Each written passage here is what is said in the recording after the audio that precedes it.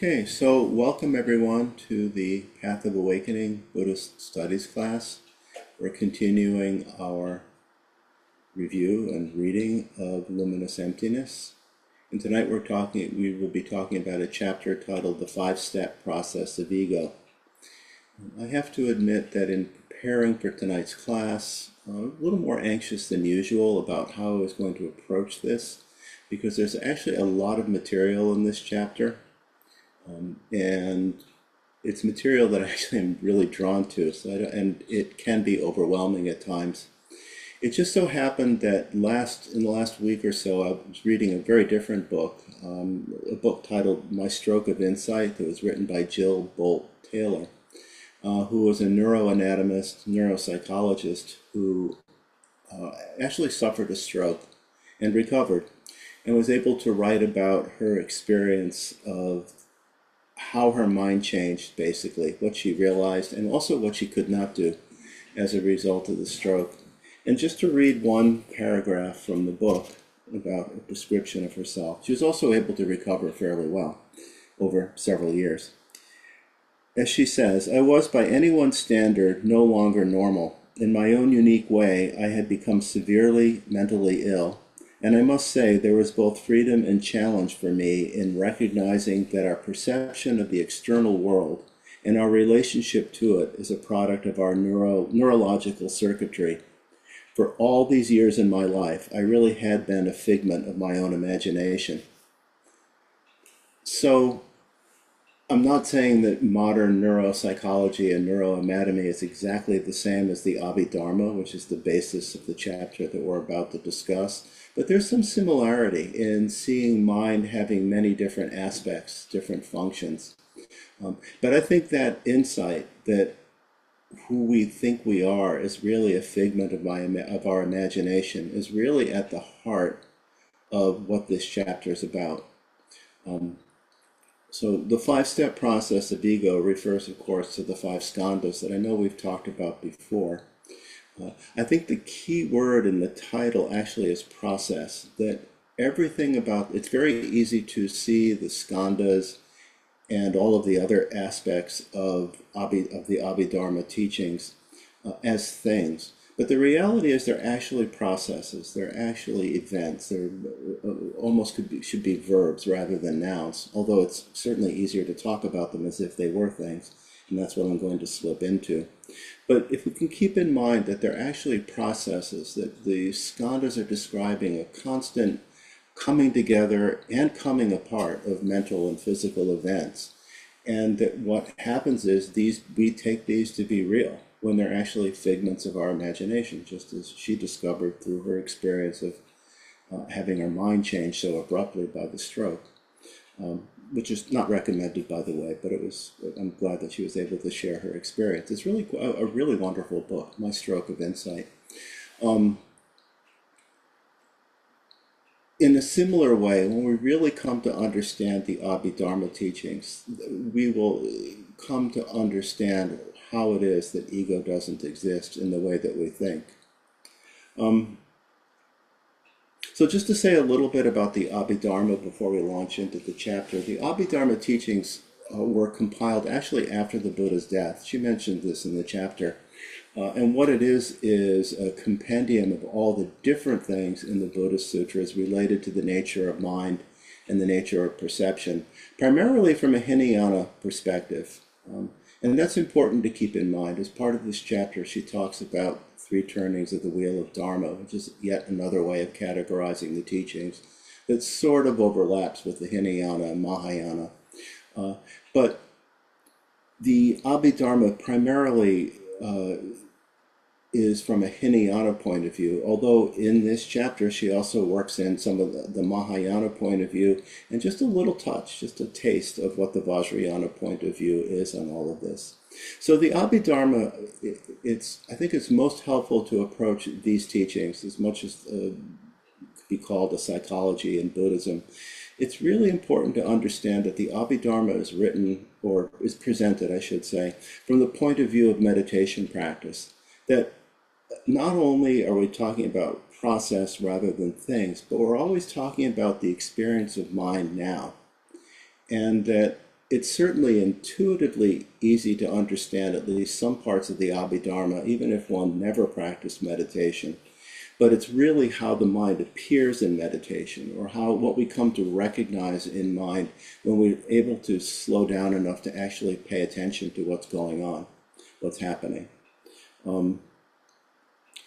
In the Hinayana point of view, the Hinayana presentation of Abhidharma, the idea is to look at all aspects of mind, and in so doing realize that there's really nothing that we can call a permanent, unchanging, independent self. That what we take to be a self is in fact a constantly changing construct that's that's interdependently created by all kinds of different conditions. And that's partly what the Abhidharma is. It's a description of all of those causes and conditions that come together to form the appearance of a self that's changing constantly, over and over again. Again, you could think of the skandhas as a gathering of all these different things. The Mahayana point of view really introduces the idea of emptiness, that particularly in regard to the interdependent nature of things. So the Abhidharma, on a Hinayana point of view, begins by looking at what, from the Hinayana point of view, are sort of the basic units of experience. And then these are put together in different ways to answer specific questions. The main construct, the main way that they're put together in regard to this chapter is the skandhas. And that the question that's being asked is, how does the appearance of a self come to be? And we can see that by understanding something about the skandhas. The chapter also talks about the ayatanas, although it never uses that word. The ayatanas are the coming together of sense faculty, like the eye or the ear, tongue, nose, with object. So with the object of the eye faculty, eye sense faculty, or visual objects, forms. The object of the ear is sound, and so on. And it's that coming together of sense faculty and the object of the sense faculty that create the ayatanas. And with that, it's said that when the Buddha presented the ayatanas, he was answering questions about what's the basis of experience. What is it that seems to exist? And basically says that what seems to exist, all that exists, is what we experience through the five senses and the mental consciousness, the sixth sense as well, the ability of mind to perceive mental objects, thoughts and feelings. And then the last construct, a word called dhatus, which are an elaboration really of the ayatanas. So with the ayatanas, you have sense faculty, you have the object of the sense. What the dhatus add is the consciousness. So eye plus form and create the visual consciousness, ear plus sound create the ear consciousness, and so on. And again, the author doesn't use the term dhatu, but when we get to her description of consciousness at the end, she talks about the six sense consciousnesses, and really those are the six dhatus. And the purpose of the Buddha's presentation of the dhatus was as a way to describe our stream of experience through the senses without reference to ego. So in all cases, the skandhas, the ayatanas, and the dhatus, no matter how we put together the dharmas, the very basic units of existence, at least from a Hinayana point of view, there is no place that an ego can be seen to exist. So I don't know if that makes it more or less confusing, but let's look into the chapter. So she begins by saying, another way of looking at the nature of existence is from the point of view of our own perceptions, the way we experience the individual world each of us inhabits. So Abhidharma is very much involved with understanding perception, because it's our basic misperceptions that create suffering for us. In particular, the perception that we somehow exist as solid, real things, as an ego.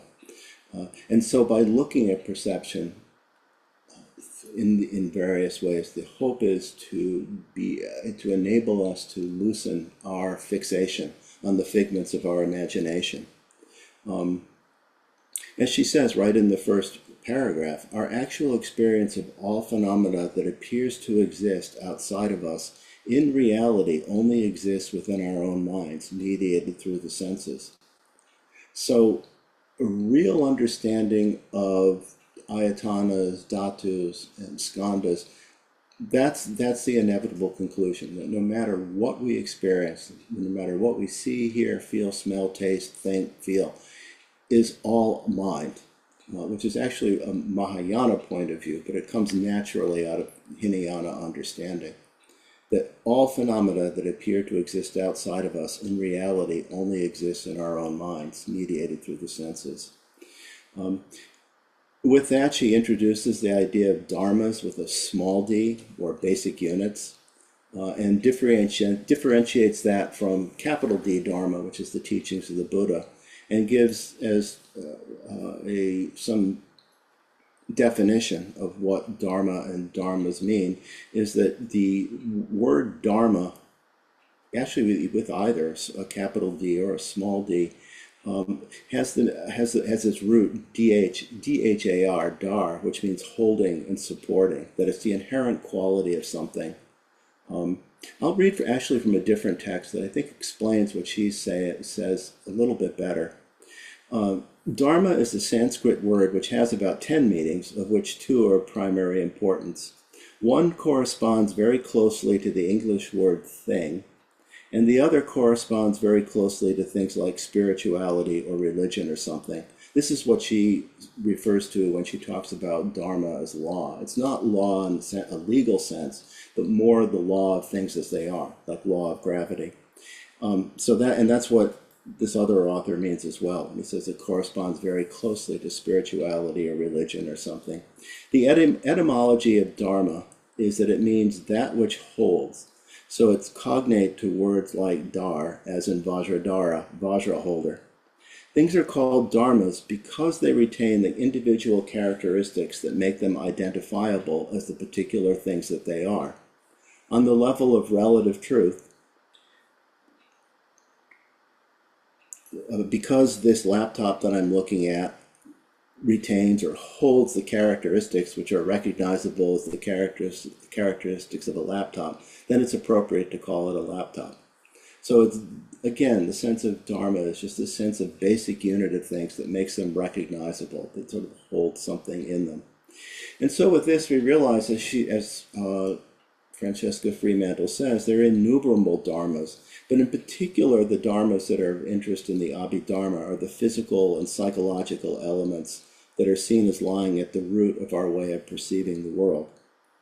And so this is how dharma with a small d and dharma with a capital D relate to inner law or truth. The dharma of the Buddha, capital D dharma, reveals the truth about existence, the ultimate law. And this dharma, capital D dharma, things as they are, spontaneously manifests as the many dharmas, the many different realities of temporary relative existence, like my laptop, or whatever it is, whatever device you're looking at, listening to me on right now. And that these fragmented realities continuously appear and disappear, yet they hold some truth. So in Buddhism, it's important to keep in mind that the external world is never considered separate from the observer. We only know the world as we experience it. This is another way of saying that all phenomena are appearances of mind. The physical world is linked with the inner world of consciousness.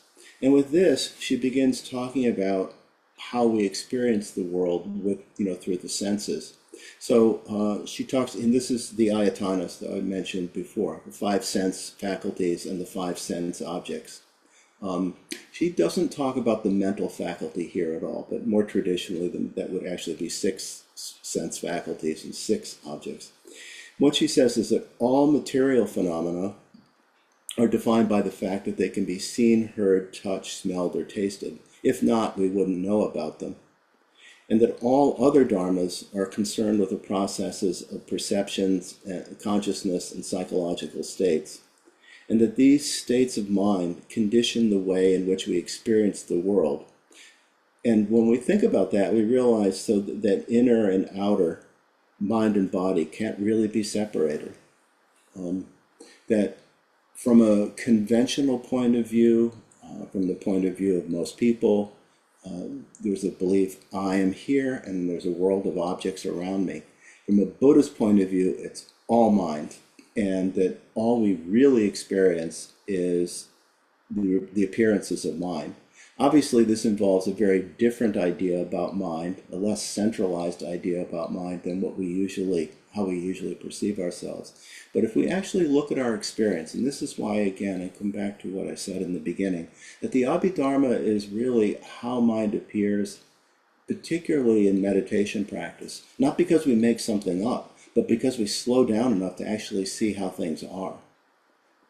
It's not impossible to have some understanding of that conceptually, but really Abhidharma is about our experience in the moment, our experience of now. She says the purpose of the different lists, different schools of Buddhism have come up with different lists of what the dharmas are. There's a lot of overlap, but there's some difference as well. But the purpose in all cases is the same, that the purpose of understanding the dharmas involved in perception and consciousness, the dhatus, the ayatanas, and the skandhas, the purpose is always the same. Is to observe how the sense of self arises out of combinations of all these different factors while not really having any true inherent identity. That the more we look, the more we develop in our practice of meditation, the more we study and the more we contemplate, the more we realize that this is true.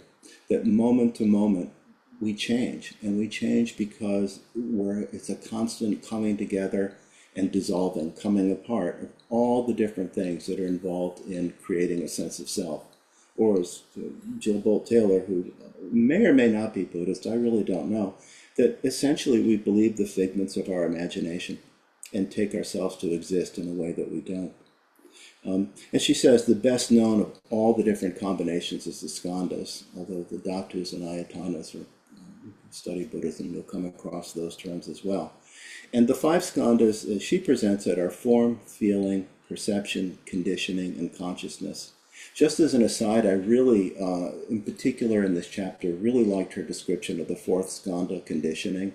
It's usually, as she says, the word samskara is usually translated as something like intellect or concept, but she calls it conditioning. And I think that, again, gets at the fact that the skandhas are a constant process. They're not a thing, they're a process. And that in particular, the conditioning aspect of the fourth skandha is really important to understand. So the word skandha is usually translated as heap or aggregate. They're groups of dharmas. They're different in different translations. Sometimes they're called psychophysical components. But the point of all of it, the point of thinking about studying, reading, contemplating what we're presented with in this chapter, and hopefully I'll be able to give something that we can contemplate further as well. The point of all of it is just this: to see how the skandhas combined together produce the illusion of a self. So again and again we come back to that. And again I'd emphasize that we can conceptually see this, but the real point is to see it now, to see it in present experience, to see it as it's in the moment. Maybe not each individual skandha, but to see that the whole is a creation that's constantly changing. So again, it's a process. That's the key word in the title of the chapter. The skandhas are interactive and interdependent elements. And if we were to, when we look at our experience, especially when we think back to maybe who we were 5 years ago or who we were when we were 8 years old, it becomes immediately obvious that how much change there is.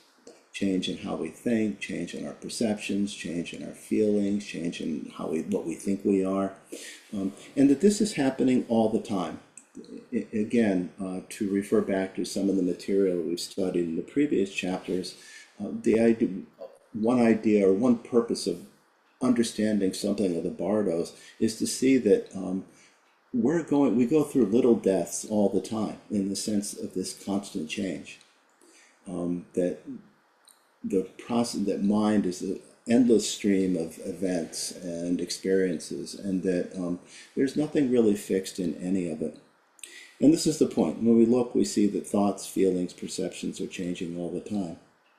That there's no unifying conscious, as she says, there's no unifying conscious thread running through all these different thoughts and feelings.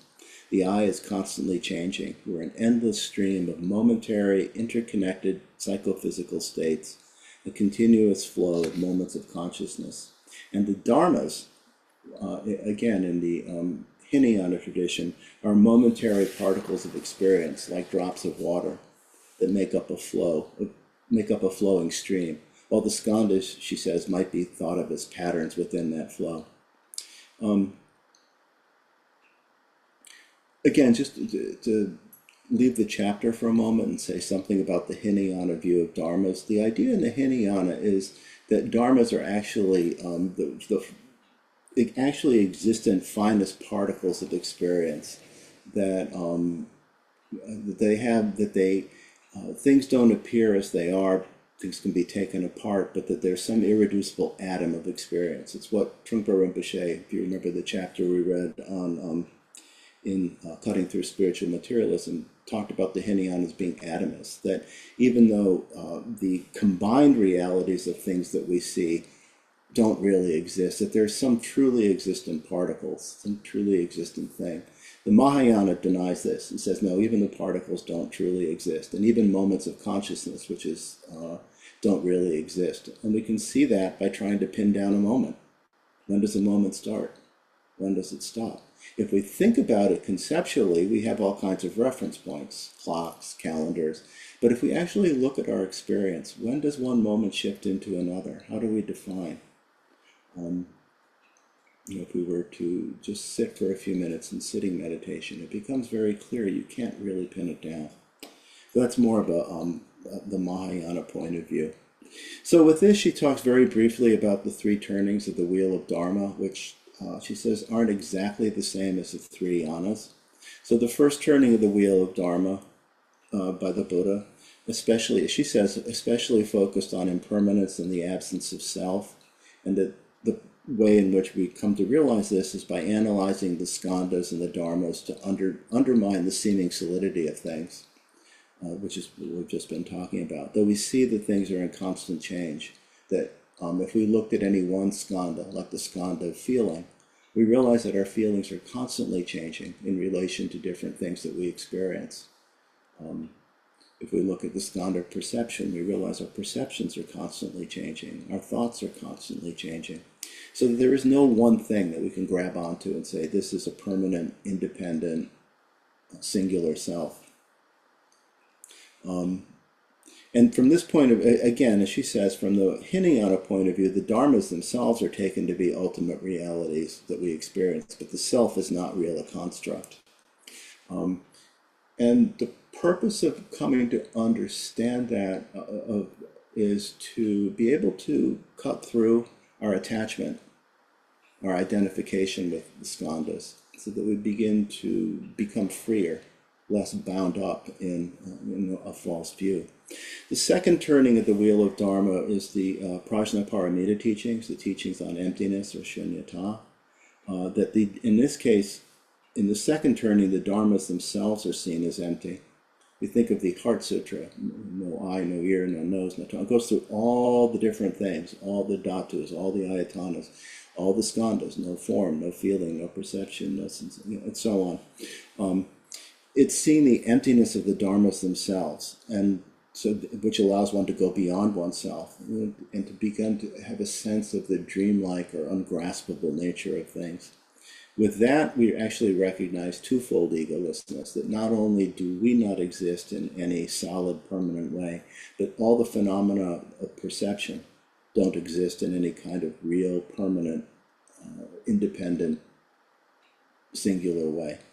So, and with this, there's a real breaking down of the duality of self and other, which she says leads to development of compassion as well.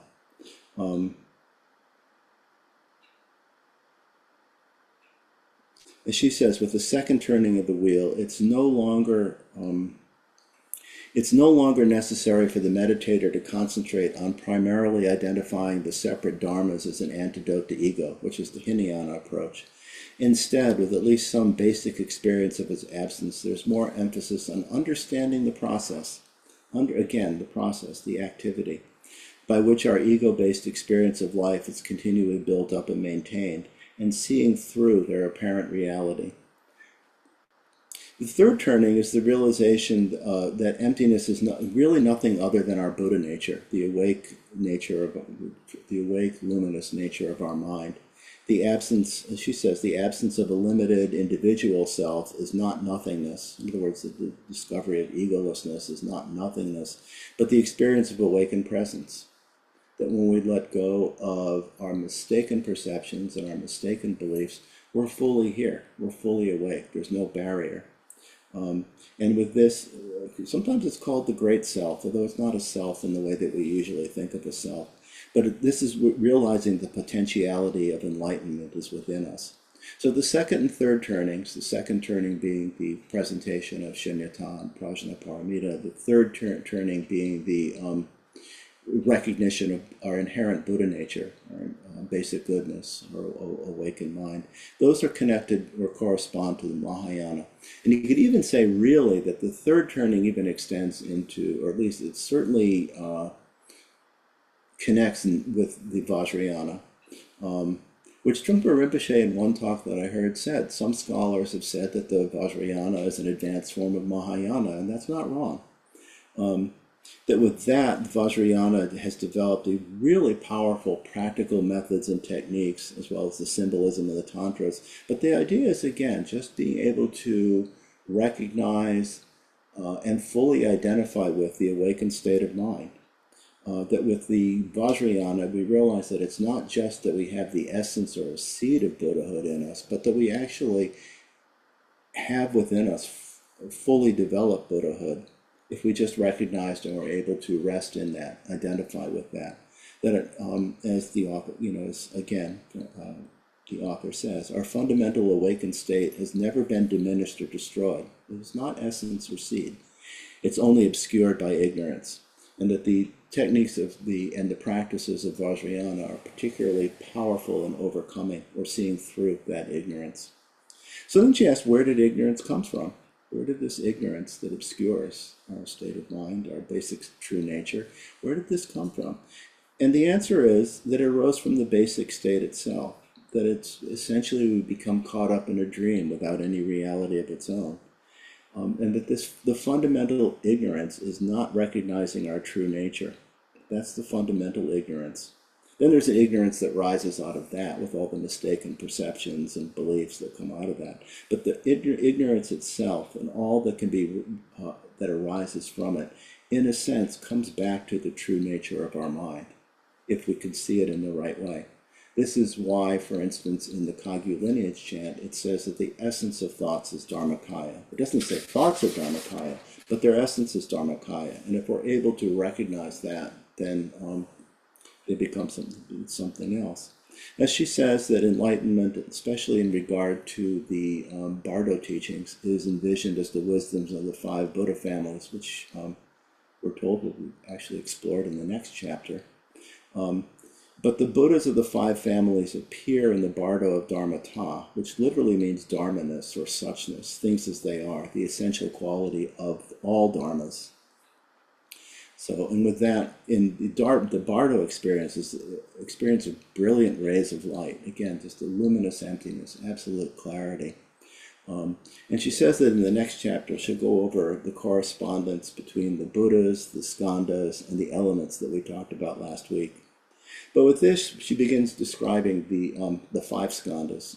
I think some of this material is probably familiar to most of us. But the first is form.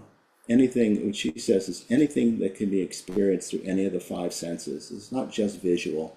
This includes the physical body. And with that, she says that form usually comes out of 11 dharmas. Again, the sense faculties and their objects, which are 10. And form is always made up of combinations of underlying 5 elements. But it's just this simple contact between senses and objects. So in one sense, form is very straightforward. A lot of our sense of form is built around our body and our experience of body. But if we actually look at, again, our experience moment to moment, or reflect back on our experience that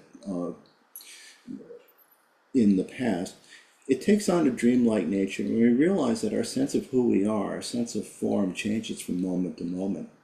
That one minute it might be, some aspect of body, and another moment it might relate more to something that we see as external. That it's changing all the time. She says that actually our experience of form isn't exactly perception, but it's before interpretation or reaction. That it's unconscious and deeply habitual.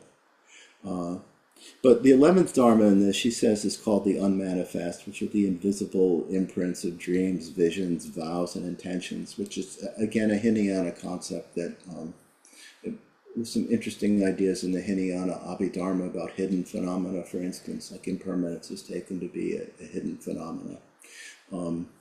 So that's about as much as I want to say about that, because there's plenty of other material to cover. But the idea is that form is connected with earth. It provides the ground for the other skandhas. It seems solid and lasting, but in reality, it's impermanent and comes apart, destructible. Which is why one of the reasons why our sense of who we are changes constantly. This is an important point, though, what she says next. We experience ourselves as separate because of the split between the senses and their objects. That what's really one experience of sense, object, and sense is all in mind. If we really look at our experience in the moment, we really see that it's all one thing. Conceptually, we can separate things apart. We can separate, there's an object here and my eye here. But if we actually look at our in-the-moment experience, and this is why, again, Abhidharma has a lot to do with the now, our experience now. If we really look, we realize that experientially, and conceptually, yes, clearly they can be separated, but experientially they're not. It's always one thing. That the sense faculty and the sense object always arise together. But because we can conceptually split them up, we think of them as separate from us. We think we're real and solid because we have bodies, and that the world out there is solid because of the evidence of our senses. And again, this is both something that's presented in both the Hinayana, but it really comes up very powerfully in the mind-only school of the Mahayana. That whatever we experience through our senses is a reflected appearance of mind itself. This is part of my struggle in preparing for this talk. I kept finding more and more different things that I thought were interesting, but then realized it was already too much. But I have to read this quote from Trungpa Rinpoche's book, Glimpses of Abhidharma, where he talks about form. There is a tendency to oneself identify with desires and conflicts related to a world outside. And the question is immediately there as to whether such conflicts exist externally or whether they're internal. This uncertainty solidifies the sense that a problem of some kind exists. What's real? What's not real? That's always our biggest problem. It is ego's problem. So again, it comes down to a question of how we identify, what we conceptually identify with, which again is a deeply habituated process. And it's, I think, in meditation practice, when we really slow down and pay attention to our experience, sometimes we'll see how we identify with a thought, take it to be real, get carried away. But a lot of times we're just swept away. We're caught up in our karma, the momentum of our karma, and take things to be real in ways that they're not. In any case, form arises out of unawareness, and she says it's the first step in solidifying the openness and awareness of space. And that this entire ego-based, self-centered experience of life is what we call samsara. In Vajrayana, the five skandhas are seen as, or as really being the five Buddhas who express different qualities of the awakened state. I think this I think will become clear in the next chapter. But to the awakened mind, form appears as the Buddha Akshobhya. It's described as unshakable, and is related to the Vajra family. And basically is the expression of indestructible wakefulness because it's empty and its essence is empty. And again, in regard to this sense that that we experience ourselves as separate because of the split between the senses and their objects, we think that she shares in this piece of the chapter a little bit of the wisdom of the Vajra family, which is the mirror-like wisdom, and talks about the fact that the appearances of mind have a mirror-like quality. That a mirror reflects things. We can see objects very clearly in a mirror, but what we see reflected in the mirror isn't the object itself. It's a reflection of the object. And that this is exactly what is happening in our mind. That what we're seeing we're seeing a reflection of the object that we take to be real and external. And yet in the end, they're only reflections. And as she says also, and this points to the Vajra-like, the indestructible quality of the mind, that the mirror is unaffected by anything that's reflected in it. I think this might be even clearer when we get to the five Buddha wisdoms and the mirror-like wisdom. But again, understanding something of this analogy that mind is mirror-like, and that what we actually see, it's easier to see, but it's also what we hear, what we feel, what we smell, what we taste, is reflected appearance of mind itself. The second skandha is feeling, and this is our immediate response to, once we've created a duality of self and other, our immediate response to the sense impressions provided by form. As she says, feeling is both physical and emotional, but it's really a precursor to emotions, because the basic feeling is just an initial impression of positive, negative, neutral, or pleasant, unpleasant, indifferent, or like or dislike, who cares? That those are the three feelings, the seeds, the beginning of development into the kleshas. And as she says, it's almost unconscious, yet it takes place all the time, and they really form the background to our thoughts and feelings. We want to cling to what's pleasant and avoid what's unpleasant. And as she says, feeling is a step further in the development of a duality, of the splitting up. So not only now do we see something as being external, even though in reality it's all mind itself, but we have some feeling about it, which creates even more of a sense of distance, more of a sense of solidity, more of a sense of reality. So with feeling, distinctions of subject and object begin to appear more real and valid. And this strengthens the sense of ego, the sense of self in relation to its surroundings. She says this is the most she describes this as the most deep-seated form of attachment. It's not just a search for happiness, but it's really the attachment to our own identity, the sense of ego. As she says, when we are able to look at this with insight, so again, the idea in Abhidharma is, again, this is a way of coming to understand what we might see in our meditation practice.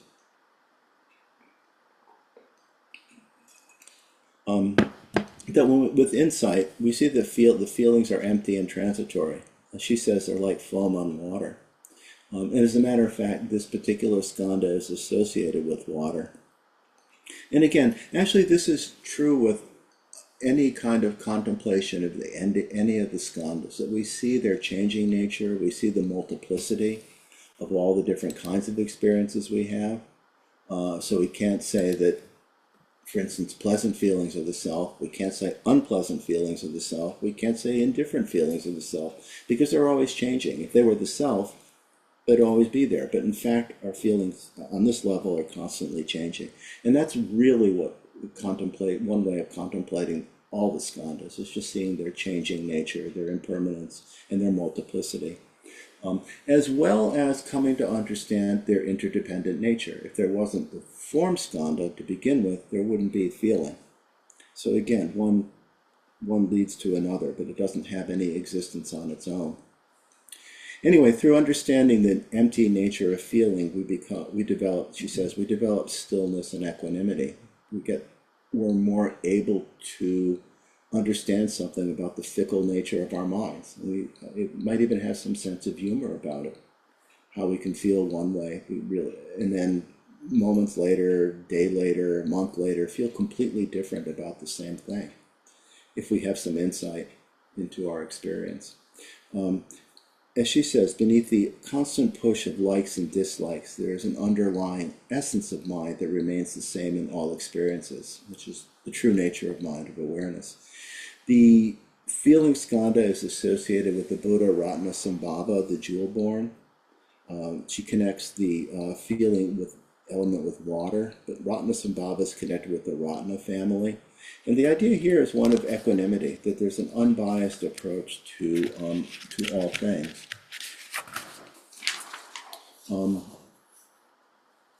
I am interested, because she does say that she'll go more into the concordance between skandhas and the elements and the Buddha families in the next chapter.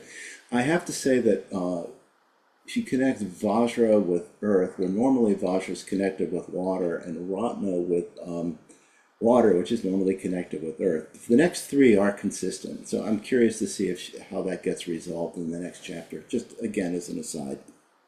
So I probably shouldn't take these little sidetracks. Perception is the third skandha. As she says, at this point there's some active knowing that comes in, so it's sometimes called cognition or recognition. But she explains this in regard to the functioning of the sixth sense consciousness, the mind faculty. In the mind faculty, again, it's described as the sense consciousness because the mind has the capability of sensing, experiencing thoughts and feelings, thoughts and emotions. So it's the perception of mental events, thoughts and feelings of all kinds. The sixth consciousness is also described, Trungpa Rinpoche described it as like a switchboard, that it connects things together. It registers and identifies sense perceptions, so that the sense perception isn't really registered by mind until it connects up with the mental consciousness, the sixth consciousness. Traditionally, it's said that the sense faculties, the five senses, traditional five senses, are like a mute person who can see or hear or whatever, but can't communicate, while the mind consciousness is like a blind or deaf person who can speak, but can't see or hear. So the mind consciousness appropriates the objects of the senses and connects concepts and labels with perceptions and feelings. So this is the functioning of the third skandha. Trungpa Rinpoche called it perception impulse, actually, because it completes the process of perception that's set in motion. So there's a real by the skandhas of form and feeling. So there's more solidification, more of a sense of seeming realness with the third skandha of perception. She also links memory to perception here, but in this case, this is actually an interesting paragraph. It takes a little bit of untangling. Memory is linked to perception, but in this case, the object is within the mind. In other words, a memory is a mental object. A memory is clearly a mental object. It's not a seemingly external object. Perception takes note of the object and memorizes it. And what she says, with a memory, we feel as if we're dwelling in the past. And that's certainly how, my experience of it, when we remember something. But the point is, the memory itself is actually in the present. The memory is a present experience, even though we don't see it that way, because we get caught up in taking the memory to be real in a way that it's not. It's actually a moment of perception, or as she says, literally a recognition. But again, this really, yet again, highlights the importance of understanding Abhidharma as present experience, what we actually experience in the moment.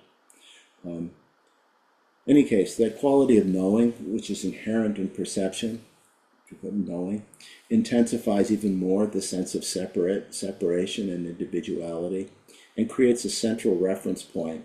So again, even further solidifying or strengthening the sense of a duality of subject and object. She says that perception is traditionally defined as mind pursuing its object. And in this sense, she relates it to the fire element, how flames reach out and consume. That's how perception on this level works as well. But also, fire also illuminates, just as cognition does. And she says that purified perception, a purified experience of the third skandha, manifests as the Buddha Amitabha, or infinite light. That in its pure essence, perception, mind shines spontaneously with its own radiance, illuminating its objects. To be perceived is to shine in the light of consciousness. That Amitabha's enlightened consciousness looks deeply into each object within limitless perception, recognizing and appreciating its particular qualities. And that this kind of knowing, rather than separating, actually unites subject and object as the pure energy of perception. It's a direct, immediate experience of perception that dissolves boundaries. In particular, dissolve the boundary of perceiver and perceived.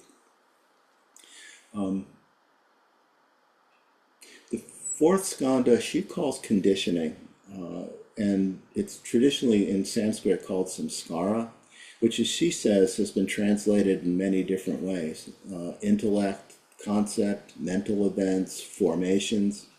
She says it's the largest of among the five skandhas, and in a general way represents the totality of everything that arises in the mind. This is also, as we move through the skandhas, they become experiences that are more immediately, are more things we can become more immediately aware of. So this is, it's perhaps easier to recognize the samskaras, all these different formations, conditioning, whatever. She calls it conditioning for a particular reason. And again, I really found that her description of the fourth skandha really interesting. That they are specific types of causative mental states. Causative mental states,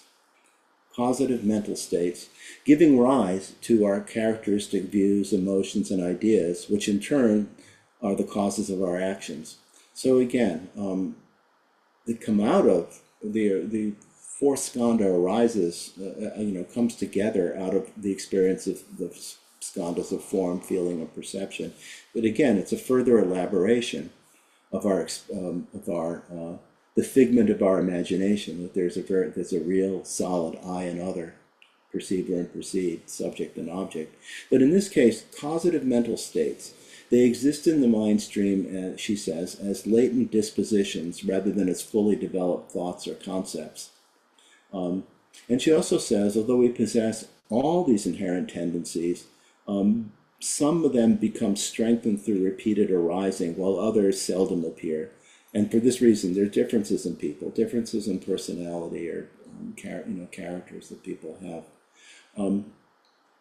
If you were to read Stroke of Insight, the book that I mentioned at the beginning, she talked very much about becoming aware of the nature of our verbal consciousness and our tendency to run patterns in our mind.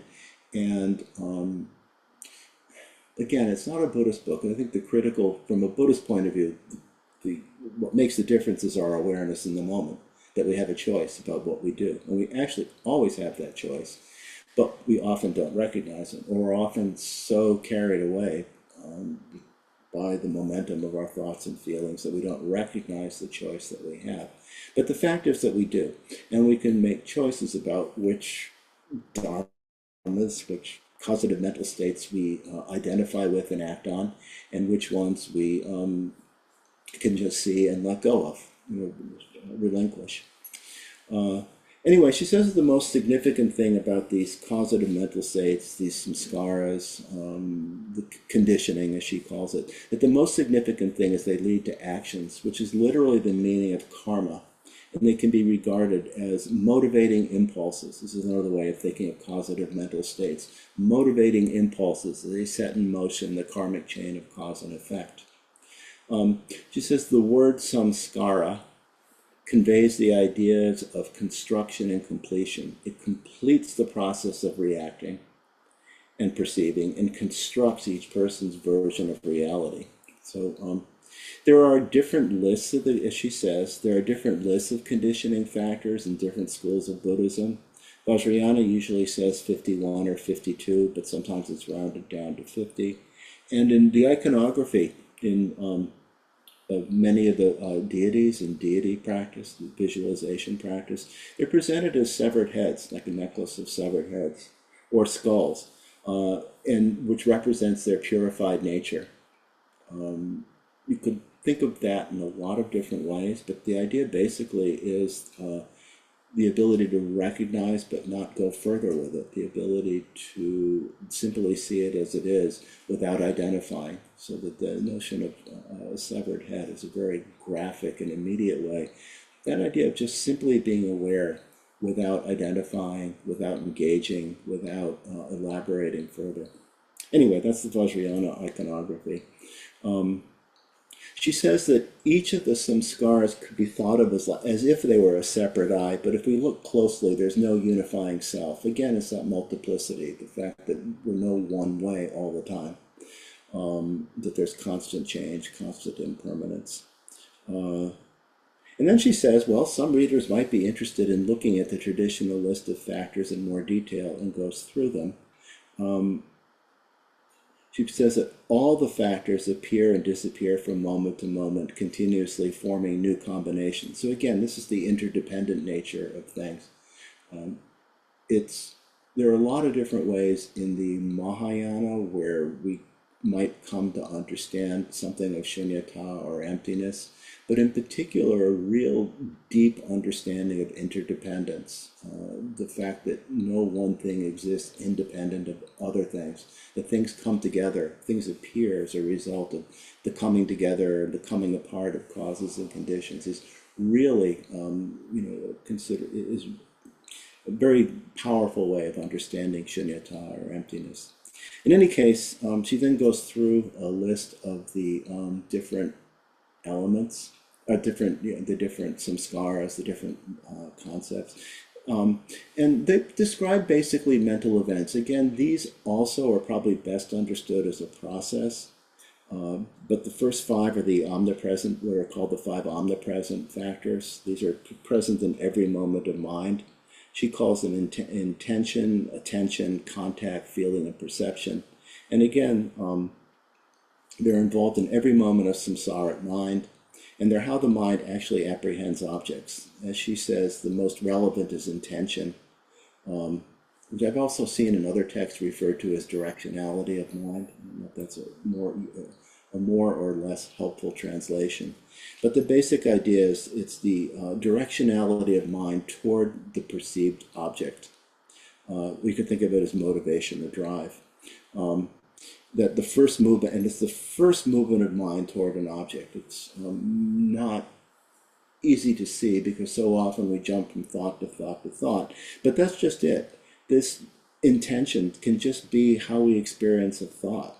And it's why we follow thought with thought with thought, because something strikes us because of our karma and our predispositions as being significant. And I'm thinking just in meditation practice, we sit with the intention of simply staying present. But something, then lots of thoughts come and go, and we just, we know that they're there, but we don't really engage with them. But then something comes along that hits, and suddenly we're gone. It might be a pleasant fantasy, it might be an anxious thought, but the point is that it's exactly that intention, the intention to follow thought, let alone intention to take action in the world, and that's what creates karma. And that's what she says. It's this intention among this initial directionality of mind, motivation or drive, that causes karma. The karma depends on intention. Attention and contact relate to how the mind focuses on and connects with the object. She connects contact with the first skandha of form, and then essentially it's, again, just the initial feeling of dualism, subject and object.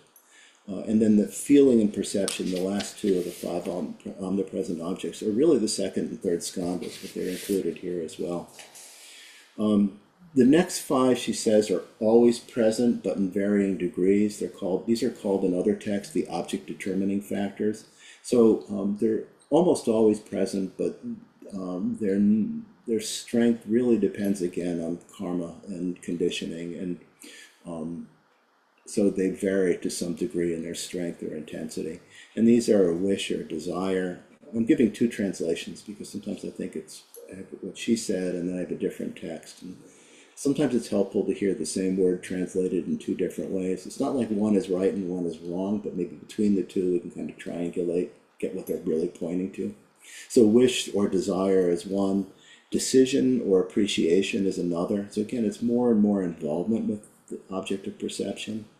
Mindfulness or recollection, concentration and understanding, or sometimes it's even called prajna. Not the great prajna associated with the Mahayana, but it's the seed of prajna that can develop into that. Just as recollection is really the ability of mind to hold to an object, which in meditation practice is what we develop in shamatha. But again, in this sense, it's the ability of mind to stay with any object that it perceives. So it's not necessarily mindfulness in the way that we usually think. It's said that all 10 are neutral in themselves. In other words, they don't necessarily lead to the creation of virtue or non-virtue.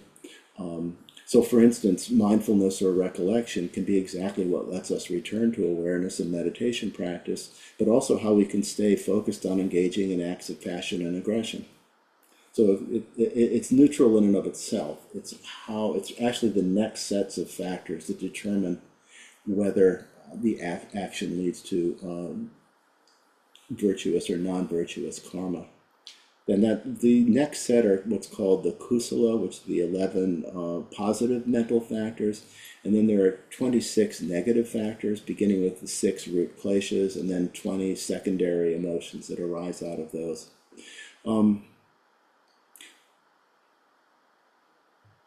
I'll just go through the kusalas and the 6 root kleshas for now. You could read, if people are interested, there's more that can be said about all of these different factors. But the kusala includes the things like faith, or you could say trust or confidence. And this is in the Dharma, as well as in ourselves, as well as in our basic goodness, and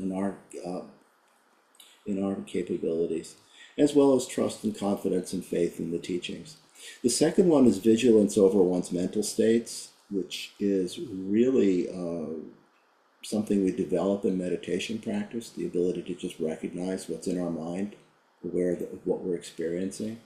And it's out of that we develop the capability of making choice, rather than just acting reactively or reacting based on a habituated karma. She talks about harmony and ease in body and mind. In other texts, it's literally called shinjang, sort of flexibility of mind. Equanimity, a sense of shame or some sense of dignity about oneself is how it's translated in other places. Some fear of the consequences of wrongdoing. Courage, a cluster of factors she puts together as courage, enthusiasm, and energy. Or in other texts, just simply called exertion, and a sense of joy in practice.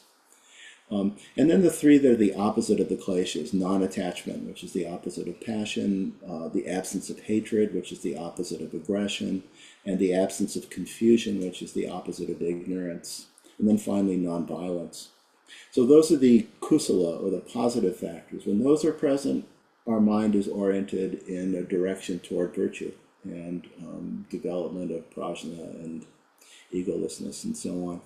The kleshas, we've talked about these many times. There's in this system there are 6 root kleshas: ignorance, what we usually call passion, but often called desire, attachment, all this in different ways of describing the same thing: aggression or hatred, pride, doubt or uncertainty, and finally wrong views. So those are the 6 root kleshas, and out of those there are 20 what are called upakleshas, or secondary emotions, and these are things like resentment, spite, jealousy. The point that's made is that these don't ever coexist in any one moment of mind. We can alternate back and forth, sort of like the cartoon. We have a devil on one side and an angel on the other. But in any one moment of mind, we're experiencing one or the other because they're antagonistic. And the basic point is the experience of the kleshas, and identifying with the kleshas clouds the mind and agitates the mind, whereas identifying with and acting on the kusalas, the positive factors, clarifies and settles the mind. And that's probably the most important thing. There are also four neutral factors which can be helpful or unhelpful depending on circumstances, such as regret, sleep regret, what she calls conjecture. I've also heard it called selectiveness, which is sort of like an initial flash of thought, and then reflection or discursiveness. So, for instance, regret can be helpful if it causes us to turn away from acting on the kleshas, but it can also lead into self-judgment and all kinds of negativity toward oneself, and then it's not a helpful factor. So if you add all these up, you end up with 51 different mental factors. And again, it's I think the main point is, or the main points I would make out of all of that is, first, again, as with all the skandhas, recognizing how many different things there are and the impossibility of saying a self, because each one of them orients you in a different direction. Each one is a very different experience. And the other thing is just the importance of recognizing what's in our minds. Not necessarily that we need to label each thing in regard to the specific samskara that we're experiencing in the moment, but just some general idea of awake in the moment so that we recognize what we're doing and we can make a choice rather than react habitually to whatever we're experiencing. What does she say? She says the list doesn't represent what we would normally consider the entire range of human tendencies, but these are the ones that are identified in particular as helps and hindrances on the path, and they are related to the development or the detriment of meditative awareness and virtual conduct. So that's what makes these, some recognition of the samskaras, these mental formations, these conditioning factors, these causative mental states. That's what is important to us as practitioners, that they're identified as either what helps or as a hindrance on the path. And so they're related to the development or detriment of meditative awareness.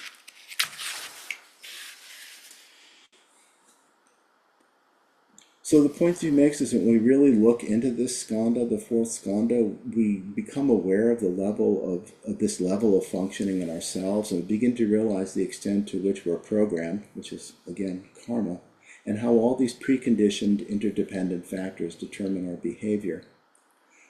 She says in the Vajrayana, all of this analysis isn't particularly important, but it is important to become aware of the principle of conditioning. So that's, again, why she mentions intention at the beginning, and again, this ability to recognize our state of mind and what that state of mind leads to in terms of action, or even just the next thought, because as we know from our meditation practice, thoughts mushroom into whole worlds, and it's easy to be swept away if we're not aware of what we're actually experiencing in the moment.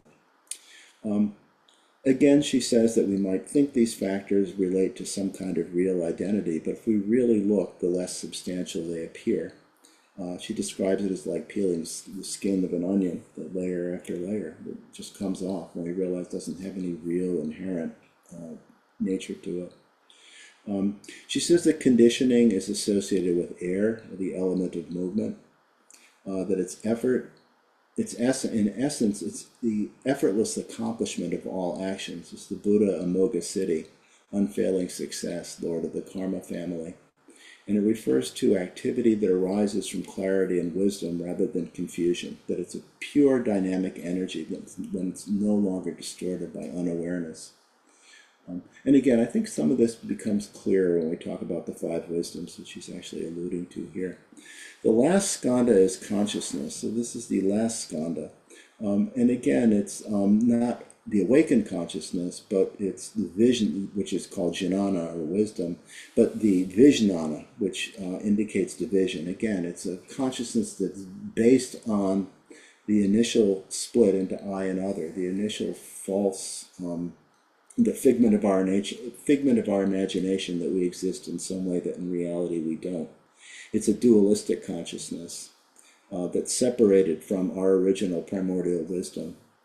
You could also think of it as habitual consciousness.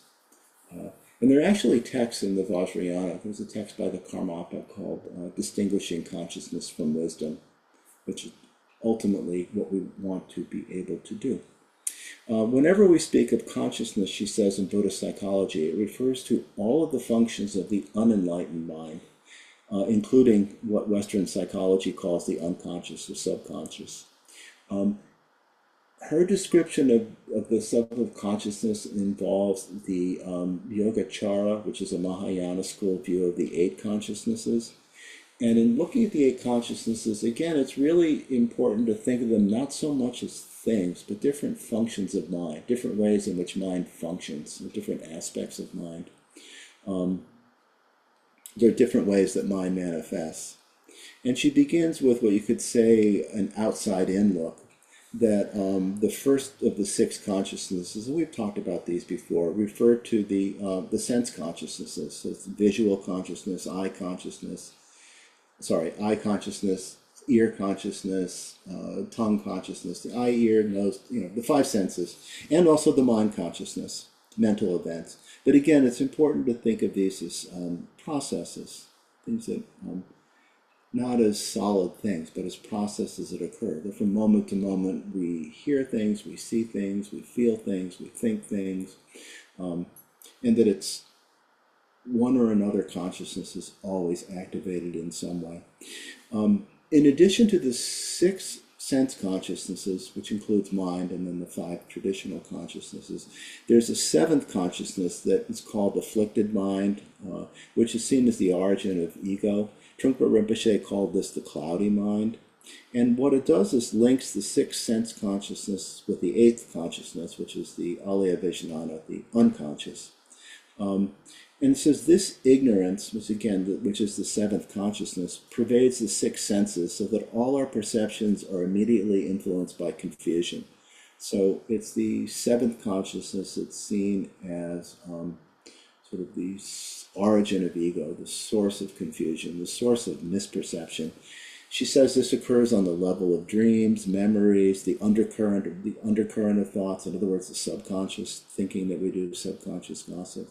And it's said that the seventh consciousness, in a sense, looks both ways. That it looks at that it both looks out through the six six sense consciousnesses, but also looks back at the eighth consciousness, or serves as one analogy was that it's like an elevator that goes up and down through the different consciousnesses. But I think that might reify things a little bit too much.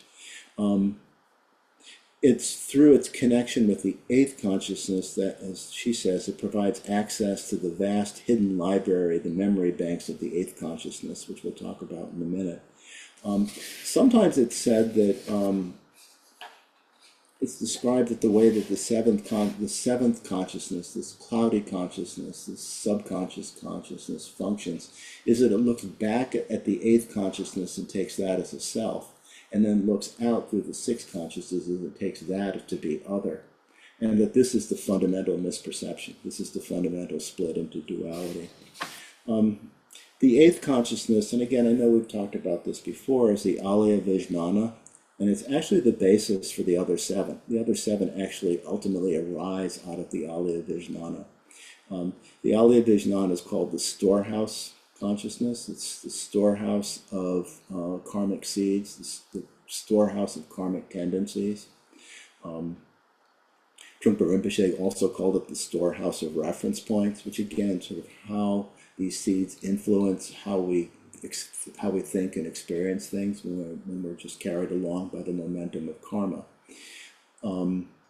So all the consciousnesses arise out of the eighth consciousness based on the karmic seeds in the alaya. As she says, it's unconscious in the sense that we're not aware of it, but it's considered a consciousness because it's present and potentially consciousness. It's a very diffuse and undifferentiated. And it's not really dependent on the body or this lifetime, the way that the sixth consciousnesses and even the seventh consciousness are. So again, it's the storehouse of karmic seeds that are waiting to ripen. As she says, it holds the imprints left by past experiences that in turn become the seeds of future experiences. Or another way to look at it is the eighth consciousness carries the continuity of karmic effects from lifetime to lifetime, and it creates the mental body that we experience during the bardo between death and rebirth. And she talks very briefly about how mind or consciousness is linked to prana, breath, the life force, while we're still alive. As long as prana and mind have not left the body, the eighth consciousness is there, even when we're apparently unconscious. So that's one way of looking at it, sort of you could say an outside-in look, which is one way of thinking about it, but it also reinforces the sense of duality. But the other way is an inside-out look, that from the eighth consciousness, the seventh consciousness arises, and again, takes the eighth consciousness as a self, and out of that arise the six sense consciousnesses, which we mistakenly perceive as a world outside, rather than as a reflection of mind. So the eighth consciousness carries the latent seeds for ego's development, out of which arise the seventh consciousness, and then the six sense consciousnesses. And she says this entire plant, it starts with a karmic seed. From moment to moment, different seeds ripen, different forms of seeming ego exist. But the whole point is the whole plant, this whole sprout, is pervaded with I, me, and mine.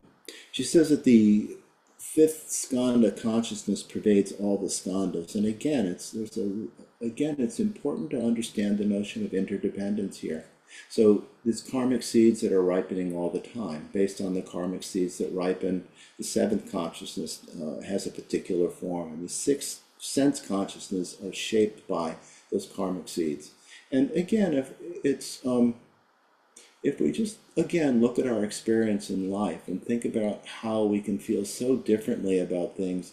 If we're really angry and irritable, everything's an obstacle, everything's an affront. And if we're in a really good mood, same things we just can let go. It's because, again, of this ripening of karmic tendencies, particularly when we're just swept along and not recognizing our inherent awareness, but just sort of going along, living in these figments of our imagination. As she says, at the basic level of the eighth consciousness, the ego on the level of the eighth consciousness is only a potential, but from the seventh onward, it's present in all experiences. And again, ignorance pervades the six senses, so that all our perceptions are immediately influenced by confusion.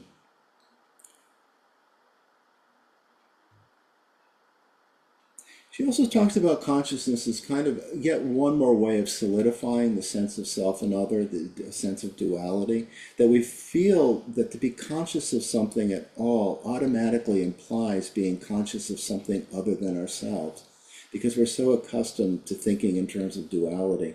But in reality, this appearance, this seeming duality of subject and object, she says it's like a magic show. It's like an illusion, like a magical play of appearances, where things look a certain way, but if we really look and understand, we look with the eye of prajna, we see that it's illusory. Or another analogy she gives is that mind's like a crystal ball. It's always clear, but it picks up the colors of the things that are surrounded. The skanda of consciousness is connected with the element of space, so it's especially in its subtle and all-pervading quality. But in essence, it's the Buddha Vairocana. That's the experience of the purified or essential aspect of consciousness skanda in the bardo, as the Buddha Vairocana, which is the illuminator. And it's said that this Buddha embodies the knowledge of totality. So it's, again, beyond duality. All phenomena, and sees all phenomena as they are. This is a reflection of the all-accommodating aspect of space. The space accommodates everything without asking anything to be different. There are relative reference points that have an impact on how things appear, but space itself makes no demand. It just accommodates everything. And as well, this Buddha Vairocana also reflects the unbounded, limitless quality of space, that on this level, awareness expands into infinity, that they're no longer self-centered because the distinction between subject and object is transcended. And it's a very vivid and precise knowing of things in their true nature.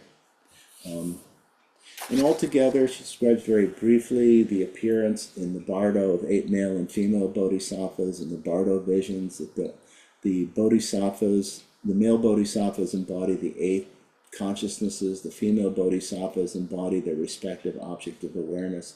But the point is they dance together, enjoying the play of meeting, coming together, and separation, but they're always aware of their essential union. Again, that the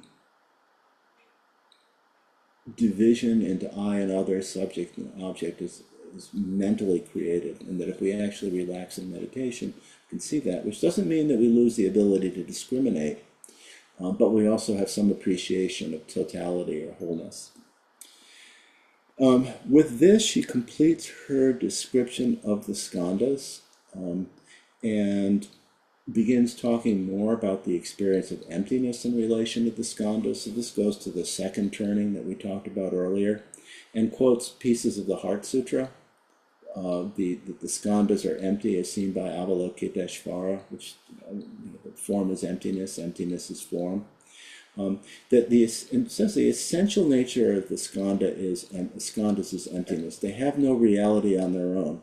They take on a seeming reality because of how they combine. It's like what the Buddha said, that described interdependence as things leaning on each other, and used the analogy of a roof where the two sides come together, but if you take away one, the whole thing collapses.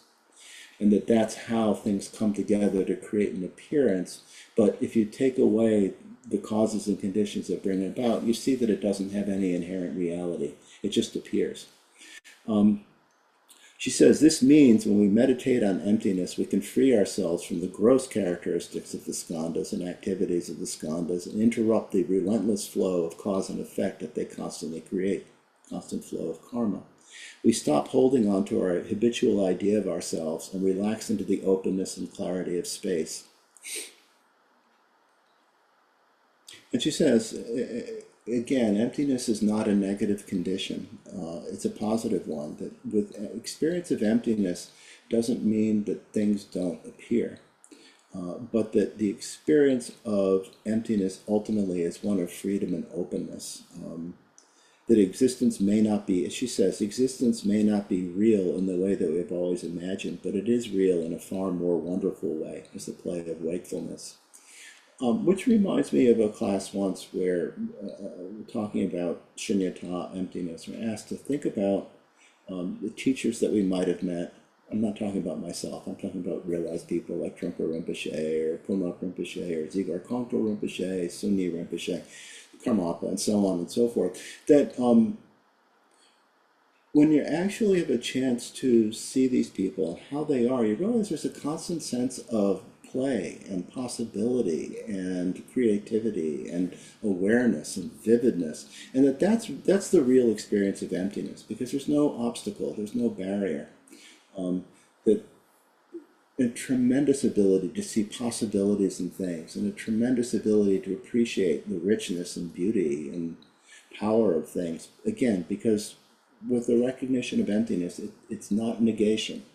It's possibility, it's awareness, it's waking up, it's luminosity that comes through clearly. Anyway, she says everything in the universe is contained in the 5 skandhas, and every expression of enlightenment is contained within the nature of the 5 Buddhas, which are connected to these 5 skandhas. Emptiness is inseparable from luminosity, the creative power of the enlightened mind, and therefore the pure essence of the skandhas appears in the radiant light from the hearts of the Buddhas, which again is one of the experiences in the Bardo. She says, in fact, the skandhas are neutral, not something we should suppress or feel ashamed of. As long as we have a body, we will feel, perceive, and so on. The point is, and this is really important, if we think of the skandha as enemy or something we need to eliminate, that becomes a problem. We actually need to take a friendly and curious, inquisitive attitude toward the skandhas, and an ability to just see them as they are. Because, as she says, the practice of meditation enables us to become disentangled from the whole process and to stop being identified and involved in it. And I'll read it again. The practice of meditation enables us to become disentangled from the whole process and to stop being identified and involved in it. It's not the experience of the skandhas themselves that gets us lost. It's our tendency to identify, take as real, and become caught up, involved, engaged with the skandhas. That's how the skandhas lead us astray. our experience of the skandhas lead us astray. So if we can just simply observe whatever occurs, we simply deal with the basic energy of the skandhas, which is then freed to manifest as awareness instead of confusion. So again, it's our tendency to identify with and engage with the skandhas as real in a way that they're not.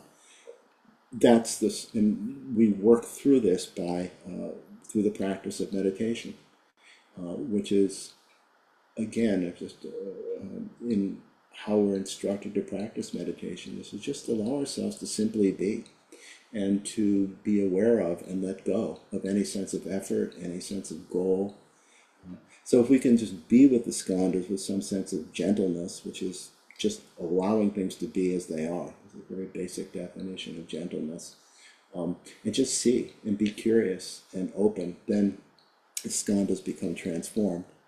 As she says, when we identify with the skandhas, we create a new I, moment to moment, a different I each time. And we do this from moment to moment, and we do this from lifetime to lifetime. And as long as we're doing that, as long as we identify and engage in that way, the chain of karma will never end, so long as we self-identify with the skandhas and believe that that's who we are. So, that's a review of the chapter and my understanding of it as best I can share with you. I hope I haven't presented any confusion. I apologize if I have. But it is now 9 o'clock, and it's time for us to close with the dedication of merit. Thank everyone, and we'll have discussion group tomorrow night.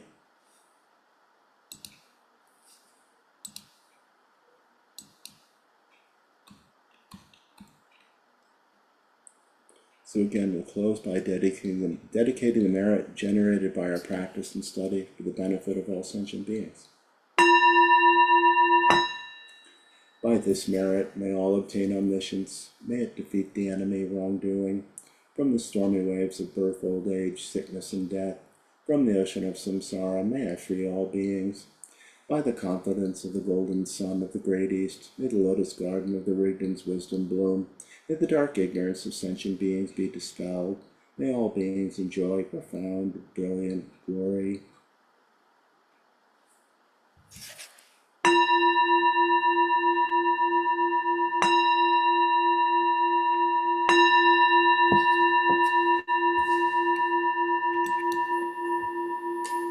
Thank you, everyone.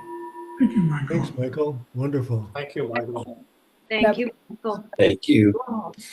Welcome. Wow, wow, wow. Face Thank your you. anxiety. It's important stuff, right? I guess we can stop recording.